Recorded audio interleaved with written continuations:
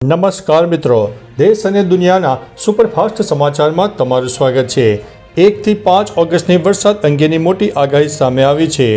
ગુજરાતમાં 1 થી 5 ઓગસ્ટ 2025 દરમિયાન હળવાથી મધ્યમ વરસાદની હવામાન વિભાગે આગાહી વ્યક્ત કરી છે। બનાસકાંઠા, પાટણ, મહેસાણા, સાબરકાંઠા, ગાંધીનગર, અરવલ્લી, ખેડા, અમદાવાદ, આણંદ, દાહોદ, મહીસાગર, વડોદરા, છોટાઉદેપુર, નર્મદા, ભરૂચ, સુરત, ડાંગ, તાપી, નવસારી, વલસાડ, સુરેન્દ્રનગર, રાજકોટ, જામનગર, પોરબંદર, જૂનાગઢ, અમરેલી, ભાવનગર, મોરબી, દ્વારકા, ગીર સોમનાથ અને બોટાદ અને કચ્છમાં વરસાદની સંભાવના વ્યક્ત કરી છે। મિત્રો, અન્ય મહત્વના સમાચારની વાત કરીએ તો ખાતરની અછતના પગલે ખેડૂતોમાં ભારે રોષ। સુરત જિલ્લામાં ખાતરની અછતના પગલે ખેડૂતોમાં ભારે રોષ જોવા મળી રહ્યો છે। માંગરોળ અને ઉમરપાડા તાલુકામાં યુરિયા ખાતરની વર્તાઈ રહેલી ઘટ દૂર કરવા માટે ખેડૂતોએ માંગ કરી છે। યુરિયા ખાતરની ખરીદી સાથે નેનો યુરિયા ફરજિયાત કરી ખેડૂતોનું થતું શોષણ અટકાવવા ખેડૂતોએ વિરોધ નોંધાવીને આવેદનપત્ર પાઠવ્યું છે। NPK ખાતરની એક બેગ 130 રૂપિયાનો વધારો ઝીકવામાં આવ્યો છે। મિત્રો, અન્ય મહત્વના સમાચારની વાત કરીએ તો હળવાથી મધ્યમ વરસાદની આગાહી। આગામી 5 ઓગસ્ટ સુધી રાજ્યના ઘણા સ્થળોએ હળવા મધ્યમ વરસાદી ઝાપટા થઈ શકે છે।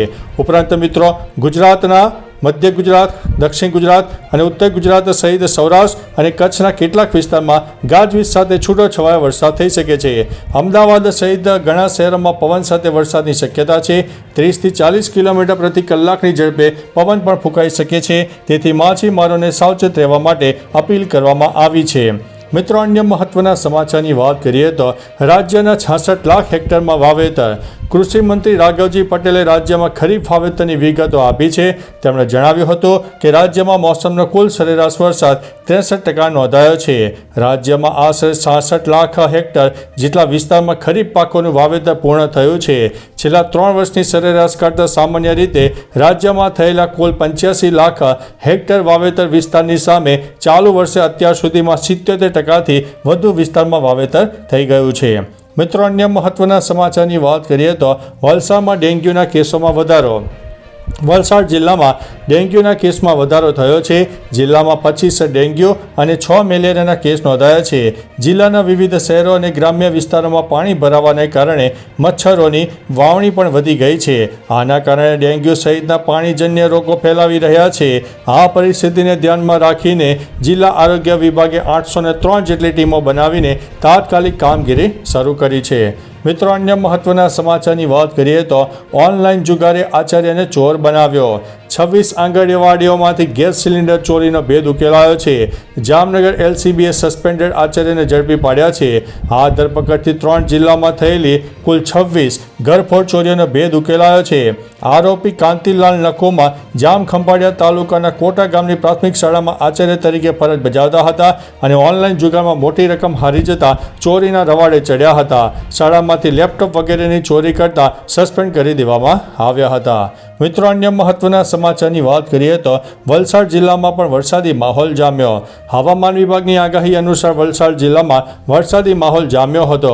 સૌથી વધુ કપરાડા તાલુકામાં 54 મિલીમીટર અને ધરમપુરમાં 37 મિલીમીટર વરસાદ નોંધાયો।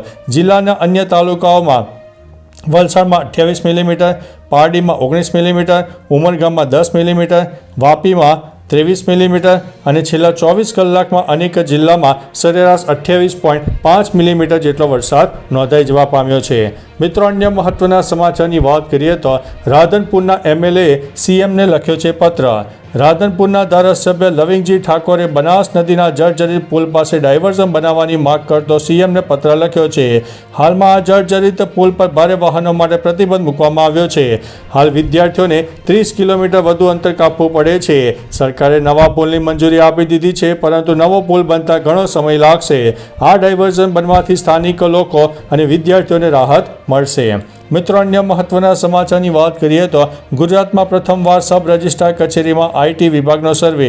ગુજરાતમાં પ્રથમ વખત ઇન્કમટેક્સ વિભાગ સબ રજિસ્ટ્રાર કચેરીમાં સર્વેની કામગીરી કરી રહ્યા છે।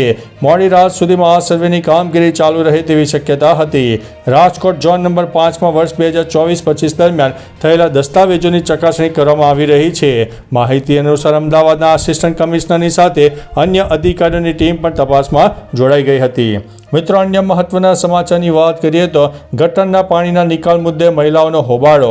ગટરના પાણીના નિકાલ મુદ્દે ગોવિંદપુરા ગ્રામ પંચાયતમાં મહિલાઓનો હોબાળો મચી ગયો હતો.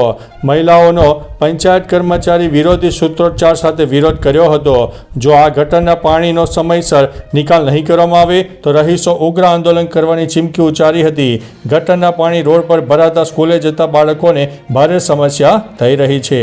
મિત્રો, અન્ય મહત્વના સમાચારની વાત કરીએ તો વડોદરામાં શૈક્ષણિક સંસ્થાના કર્મીએ કરી છે છેડતી. વડોદરામાં વિદ્યાલય એજ્યુકેશન કેરના કર્મચારી વિક્રમ રાવ દ્વારા સગીરાની છેડતી કર્યાનો મામલો સામે આવ્યો છે. સગીરાએ પરિવારને ઘટનાની જાણ કરી. ત્યારબાદ પરિવારે પોલીસ મથકે ફરિયાદ નોંધાવી છે. પોલીસે મામલાની ગંભીરતાને ધ્યાનમાં રાખીને વધુ તપાસ હાથ ધરી છે. આ ઘટનાએ શાળાઓમાં વિદ્યાર્થીઓની સુરક્ષા અંગે ગંભીર પ્રશ્નો ઊભા કર્યા છે. હાલમાં કેસમાં કાયદેસરની કાર્યવાહી ચાલી રહી છે. મિત્રો, અન્ય મહત્વના સમાચારની વાત કરીએ તો થરના રણમાં 4500 વર્ષ જૂનું શહેર. જેસલમેરમાં રતાડિયા દેરીના હડપ્પા સંસ્કૃતિનું એક પ્રાચીન પુરાતત્વીય સ્થળ મળી આવ્યું છે. એવું કહેવામાં આવી રહ્યું છે કે આ સ્થળ લગભગ 4500 વર્ષ જૂનું હોઈ શકે છે. હડપ્પા સંસ્કૃતિના મહત્વપૂર્ણ અવશેષો મળ્યા છે, જેમાં લાલ માટીકામ, વાટકા, ઘડા, છિદ્રિત બણિયોના ટુકડા, જે દર્શાવે છે કે થારના કઠોર અને શુષ્ક વાતાવરણમાં પણ શહેરી જીવન શક્ય હતું. થાર ક્ષેત્રમાં પહેલીવાર હડપ્પા સંસ્કૃતિના અવશેષો મળી આવ્યા છે. મિત્રો, અન્ય મહત્વના સમાચારની વાત કરીએ તો જામનગર મહાનગરપાલિકા સામે ભ્રષ્ટાચારના આક્ષેપ.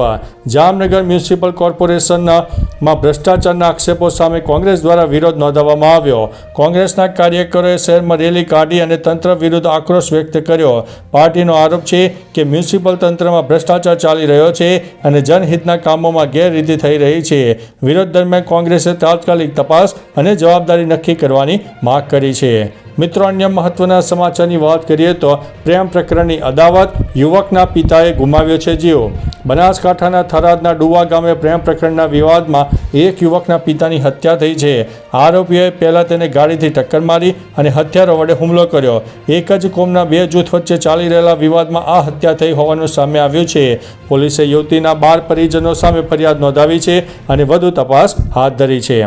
મિત્રો, અન્ય મહત્વના સમાચારની વાત કરીએ તો 2 બાળ સિંહોના મોત. બીમારી કે પછી બીજું કંઈક કારણ. જાફરાબાદ રેન્જમાં આવેલા કાગવદર ગામમાં 2 સિંહ બાળકોના મોત થયા છે, જે કારણે વન વિભાગની ટીમ દોડતી થઈ ગઈ છે. વન વિભાગ દ્વારા 2 સિંહણ અને તેની સાથે રહેલા 9 બાળ સિંહોને પાંજરે પૂરીને તેમની યોગ્ય આરોગ્ય તપાસ શરૂ કરવામાં આવી રહી છે. 2017માં ધારીના દલખાણિયા રેન્જમાં CDV નામના વાયરસના કારણે 35 સિંહો મોતને ભેટ્યા હતા. આ અંગે શેત્રુંજી ડિવિઝન વન વિભાગના અધિકારીઓ પણ તપાસ કરી રહ્યા છે. તો ચાલો મિત્રો, ફરીથી દેશ અને દુનિયાના સુપરફાસ્ટ સમાચાર લઈને મળતા રહીશું. ત્યાં સુધી અમને રજા આપશો. નમસ્તે.